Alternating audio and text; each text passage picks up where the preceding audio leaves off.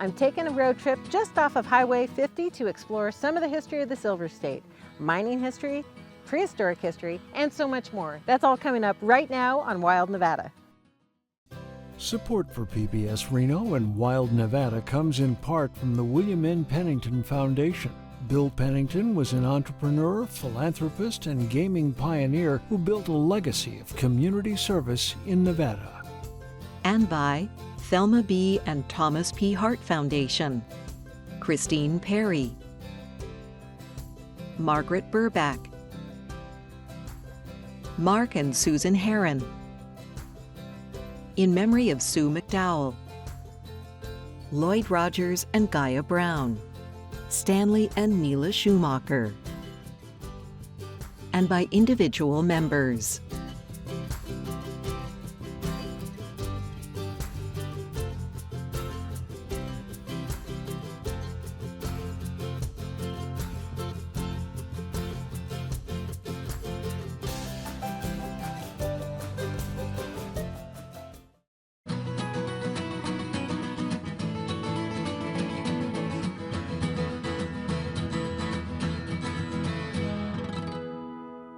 Hi, I'm Chris Orr, and I'm on Highway 50 in the community of Austin.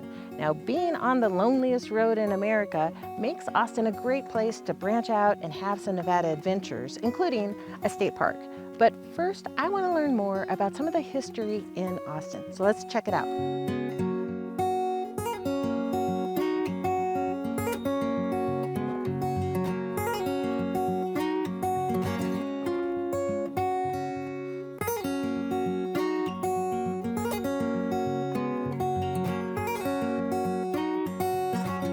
To explore more of Austin, I meet Dee Helming. Hi, Chris. Well, Dee, thanks for meeting me. I know that this is not the Gridley store anymore, but I know it's too historic to take down the store sign. Absolutely. This building was built in 1866, and it was a store that real Colt Gridley was in. The building sat empty for a long time, and about a year and a half ago, the county decided to go ahead and move our public library up here. So we've had our library up here, and it's been an awesome location for it, and it repurposes a very historic building in Austin. Dee is so right about the importance of preserving the Gridley store. The building has a storied past connected to the colorful character of the shop owner, Rural Gridley, who in 1864 lost a bet and had to carry a 50-pound flour sack across town, which with Austin's steep incline could not have been an easy task. Gridley then auctioned off the sack and sent the proceeds to the sanitary fund to help wounded soldiers during the Civil War. The auction was so successful that he actually auctioned off the sack several times in Nevada, California, and New York, raising thousands of dollars, and even earning a place in Mark Twain's Roughing It. And the library is such a nice way to keep a historic building alive. It really is, because it allows people to come in and visit the building and see what it was like. Still got the concrete walls, they didn't cover them with sheetrock and do all that, so it's very original inside. They just put the bookcases in and put in new flooring. And it continues to pass on traditions and history and stories. Yes. And our librarian is awesome because she's got the book about the Gridley history and has videos and stuff so that when people do stop, she can show them the history and explain to them why it's called the Gridley store. Well, and I know this is just the start for us. Yes. There's a lot more to see in town. Absolutely. You come at a perfect time. There is so much stuff going on in Austin right now. Well, should we, instead of racing up the hill, should we race down the hill? Absolutely. I'm all about downhill.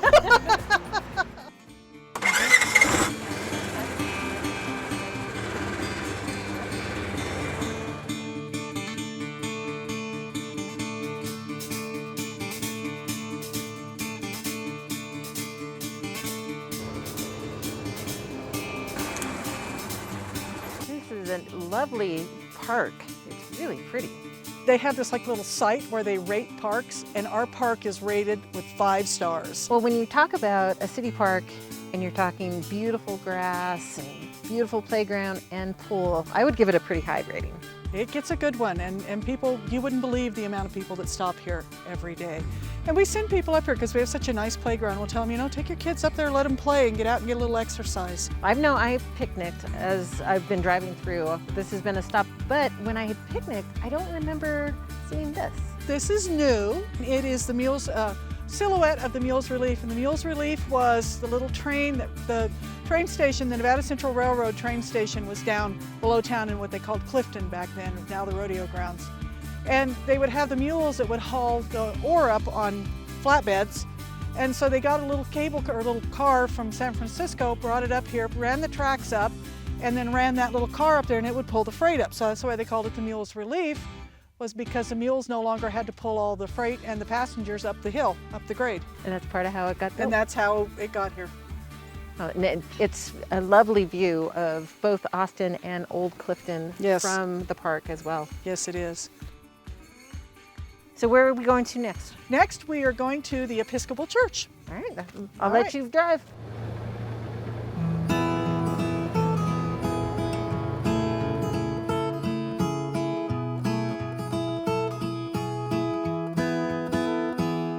The churches were a really important part of Austin's history. They were. Our churches are three of the oldest churches in the state of Nevada. Our Catholic church is the oldest. Now, St. Mary's in Virginia City will argue with us about that, but it burned. And the only thing that was left was a basement, and they rebuilt it in brick. Our Catholic church and the Methodist church over there were both built in 1866. This church was built in 1878. And that's amazing that it still has service every Sunday. Yep, they continuously held services. And it's interesting when you think about communities and the mining communities, to have three churches all built really says about how big Austin must have been. At one point in time, history books claim that there was almost 10,000 people living in Austin. And we had the mines all around us. The railroad ran between Battle Mountain and Austin. Then the silver ore was hauled there to be smelted. And it was just, there was people everywhere. Can you imagine 10,000 people in these hills? That's a lot of houses up in the hills. St. George's not only still holds services, but still uses its original church bell, which in 1877 was financed by a local merchant. The 900-pound bell was made in New York and contains silver that was mined in Austin, which is said to give the bell its silvery tone.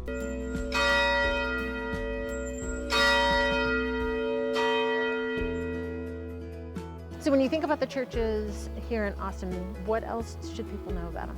We have two of the oldest known organs in the state of Nevada right now. Methodist Church, we now call it the Emma Nevada Town Hall, named after Emma Nevada, who was another local legendary figure here. She was a famous singer. And a famous opera singer. When she was a girl, she used to perform there.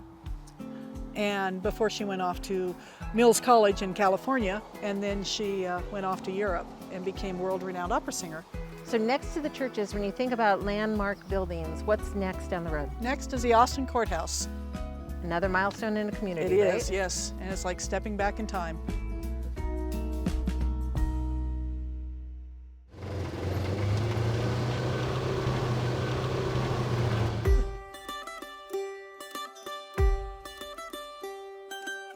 This is the Austin Courthouse. The original courthouse, when they stole it from Clifton, was over there on the other side, and it started to cave in, so they came over here, bought these lots, and built this courthouse. It's a beautiful building. It really is. It's a Greek Revival style. We've actually had two people hung off our balcony. Back when Austin was the county seat, they held all of the trials and stuff here, and there were two hangings off of the courthouse balcony, and one of them, the guy was hung 3 times before he finally died. The knot kept coming untied, the chairs slipped, they had all these issues, but they finally got him. And it is, though, an active building. Yes, It's still yes. a county building. Yeah, we have the DMV and assessor in this office, and so we can get our license plates and stuff. The commissioner's office for the Austin Commissioner is down there, and the Chamber of Commerce here, and we have the Justice of the Peace upstairs. I think we have one more stop we have to make. We have to go to Stokes Castle. After all, when you talk about Austin, everybody says, what, isn't that the town with that thing up on the hill? Well, let's go see the thing up on the hill. Let's go see the thing. Dee and I head down the mountain toward the edge of town.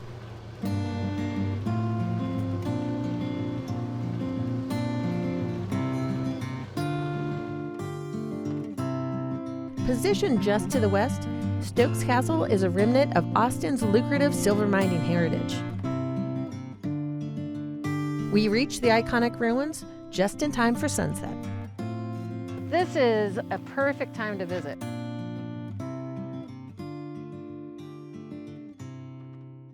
Stokes Castle was built in 1896, and it was modeled after a tower in Europe. The Stokes family called it the Tower, and so did the locals at that time, but now we call it Stokes Castle. Stokes was the main investor in the railroad that ran between Battle Mountain and Austin, the Nevada Central Railroad. He also owned several of the mines in the area and also owned Berlin. He built this to be a summer home. In the first year they come out here, it was only 2 stories high, and they decided that they needed to add another story to it. So they had the local craftsmen build this 3rd story. And as far as we know, they never actually spent any more time out here, and we've never found any records that anybody actually lived in it. When you stand here and you look at the view that the castle has, you can understand why they wanted to build another story, Yeah. because that view must have just been as beautiful as it is this evening. Stokes Castle still stands as a legacy to the dreams and ambitions of those early residents in the Austin area. And as you can see, the tower is striking, but even more stunning are the incredible 100-mile views over the Reese River Valley that you get from here, especially when they're illuminated by such an amazing Nevada sunset. Quite the light show. Oh man, I'll tell you, this is the best place to be at sunset. You can't beat the view. And you can see for miles. You can see most of Reese River Valley. Well, thank you for bringing me up here. Absolutely. It's been great getting to learn more about the community of Austin, but it's time to get some rest and get ready for a full day of exploring tomorrow.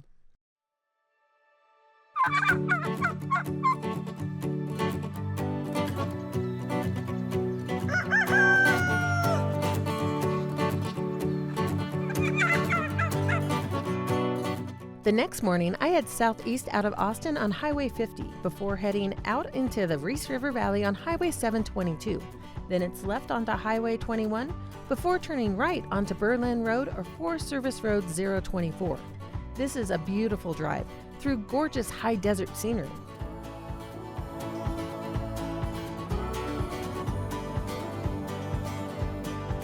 And though the journey isn't particularly long, much of it is on dirt road and without any resources nearby.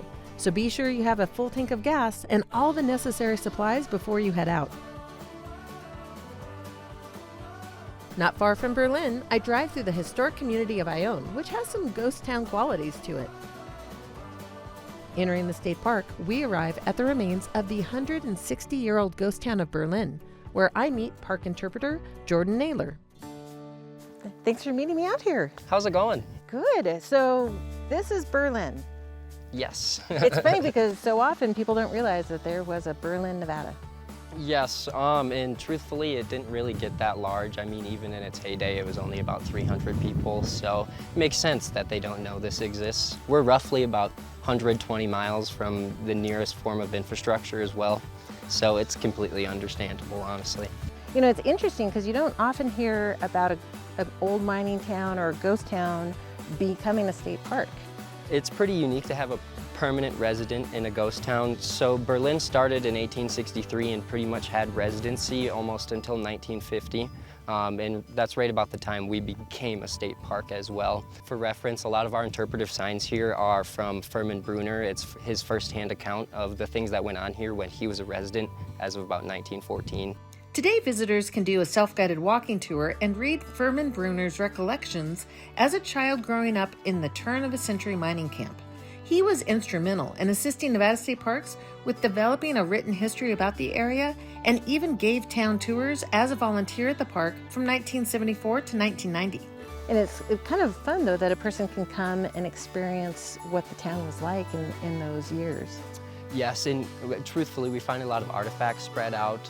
There's tons of glass bottles, old shell casings, pieces of metal, those sorts of things, discard. Just lots of stuff to reference the ways of life for the late 1800s and the early 1910s. When I look at the size of the mill, I would think it was a big operation, because that, to me, feels like it's a big mill house. So they had a lot going on in there, lots of equipment, but the operation itself wasn't that large. Most of our gold here is in a microscopic form, and it's actually in the quartz itself, and it has to be crushed and stamped, and there's a lot that goes into that. And truthfully, this is just one of 3 mills that it went to. It also went to Knickerbocker out this way and Pioneer Mill as well. Just depended on the time period. They were both owned by the same people, depending on which time we're talking about. And actually, there's a lot more to the park than just the old mine site, isn't there? Yes, so we actually have our Ichthyosaur archaeologic excavation site up the road, just about 2 miles if you want to come take a look. I can't resist a fossil.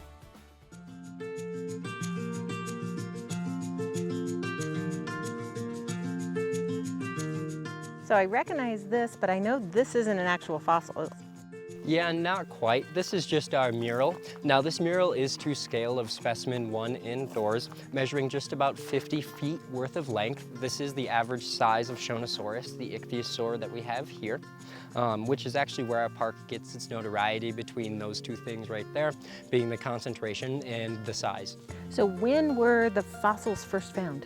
So the first fossil discovery occurred here in 1928. A man named Cy Mueller was up here doing a geological survey for the University of Stanford.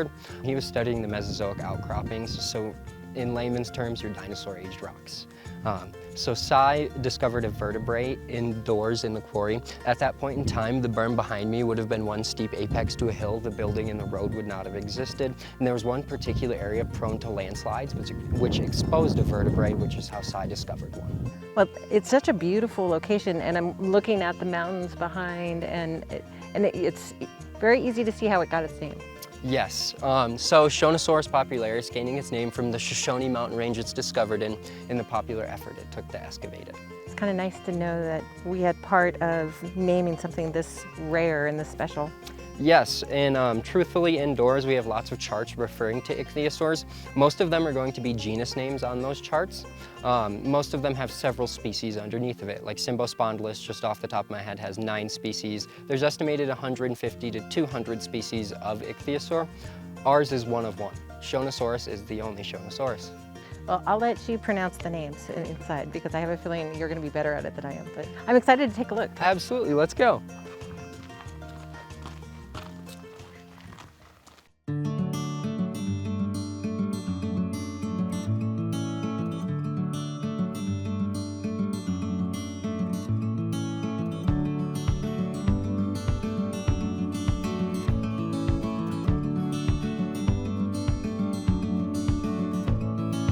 This is so cool looking. So these are the fossils.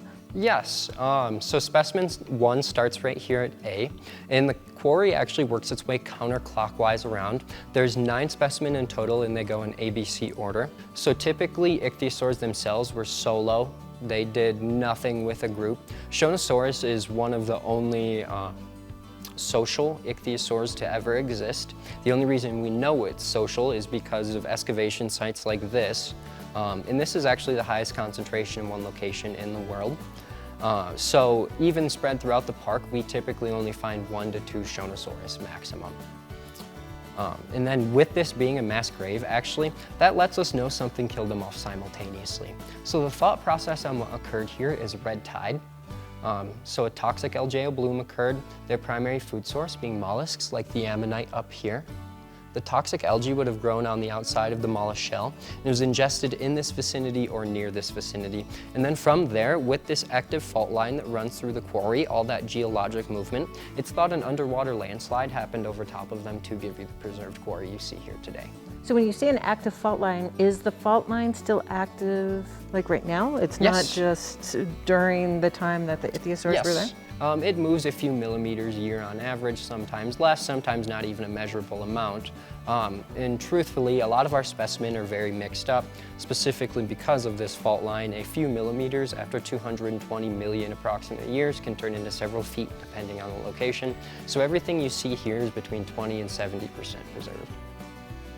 That's really interesting. It's both a fossil record, but also a geological record. Yes, typically the 2 correlate with each other. Specifically, that's how they actually age your fossils, is how old the rocks around it are. I'm super curious. I want to see what it looks like up there. Yeah, absolutely. It's so cool as you sit and look in your eye, you can start to kind of notice and guess, okay, fossil stone, just by the colors.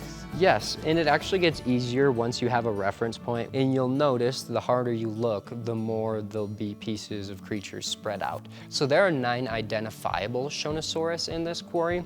Truthfully, there's quite possibly more than that. They did do some density testing here and did determine that there's fossilization below this layer of strata, but they just don't want to disturb the top layer to find out what's underneath.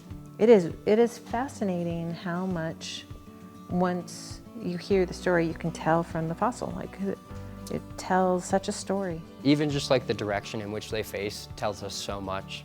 And it's really cool being able to approach it from all angles, because as you walk around it and you look at it, the different areas in different light, it really tells you a little something different as you look. Yes, it very much does.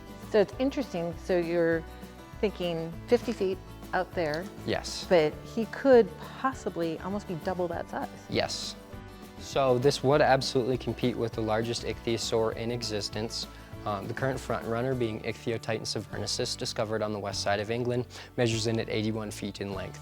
This is quite possibly up to 100 feet worth of length, but like I said, we'll never know. The UC Berkeley students really had to pick their poison. They could have decided between the highest concentration in one location or possibly the largest ichthyosaur in existence. They decided on the guarantee. Well, and it tells a fascinating story, right? That you have this concentration of all of these fossils. So rather than sacrificing kind of the graveyard for one, exactly, it tells a different story. Thank you for showing it to me. It's fascinating. Yeah, absolutely. Thank you for coming. It's absolutely amazing to get to visit and view the ichthyosaur fossils. It's just another example of how fascinating Nevada is and how rich in history and stories. Tour times and dates at the Fossil House vary throughout the year, so be sure to visit the park's website for more details. While it would be easy to spend more time in the park with so much to explore here, there is one more adventure ahead of me before this trip is done.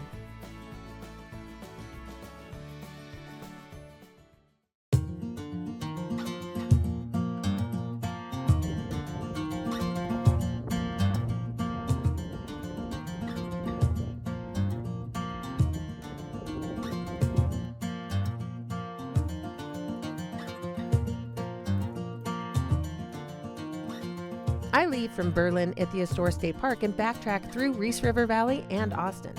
To this time head east on Highway 50 before turning onto Highway 376 for just about a half a mile before turning off at mile marker 99. From there it's dirt road for a little over 10 miles. As we reach Spencer Hot Springs, the crew and I decide that there's enough time left in the day to enjoy a nice soak. So Wild Nevada Director Josh Fuss and videographer Isaac Hoops and I check the water temperature before getting ready to jump on in. It feels awfully nice, and we have it to ourselves. Yeah. What do you guys think? Should we? Some minerals. Okay. Perfect way to end the show. Absolutely.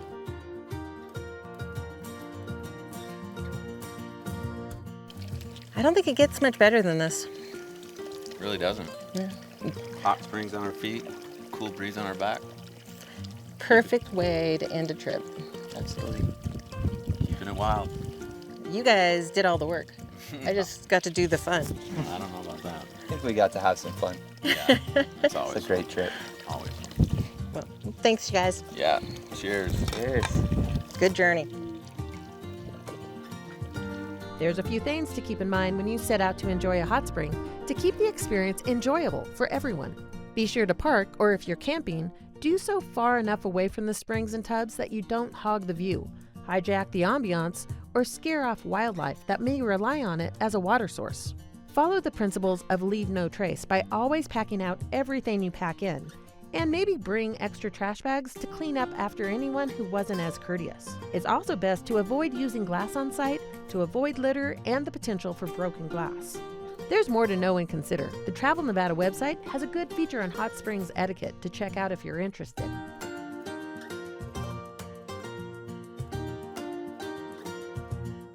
That's all I've got time for in this episode, but when you end a great road trip at a beautiful hot springs, it's time to stay and enjoy for a little while. But if you want more information about this or any in the Wild Nevada series, visit our website at pbsreno.org and stream us with the PBS app. And until my next Wild Nevada adventure, I hope you get to have some Nevada adventures of your own.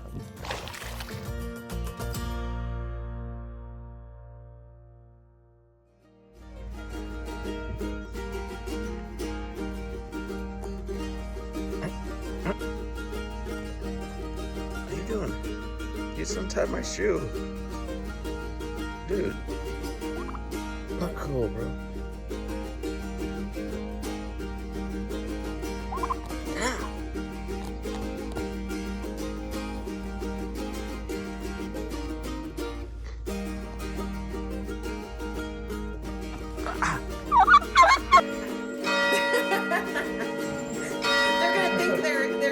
They're gonna think there's a fire in town. Right.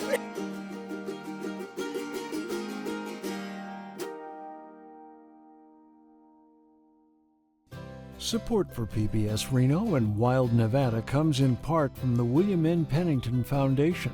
Bill Pennington was an entrepreneur, philanthropist, and gaming pioneer who built a legacy of community service in Nevada. And by Thelma B. and Thomas P. Hart Foundation, Christine Perry, Margaret Burback, Mark and Susan Herron, in memory of Sue McDowell, Lloyd Rogers and Gaia Brown, Stanley and Neela Schumacher, and by individual members.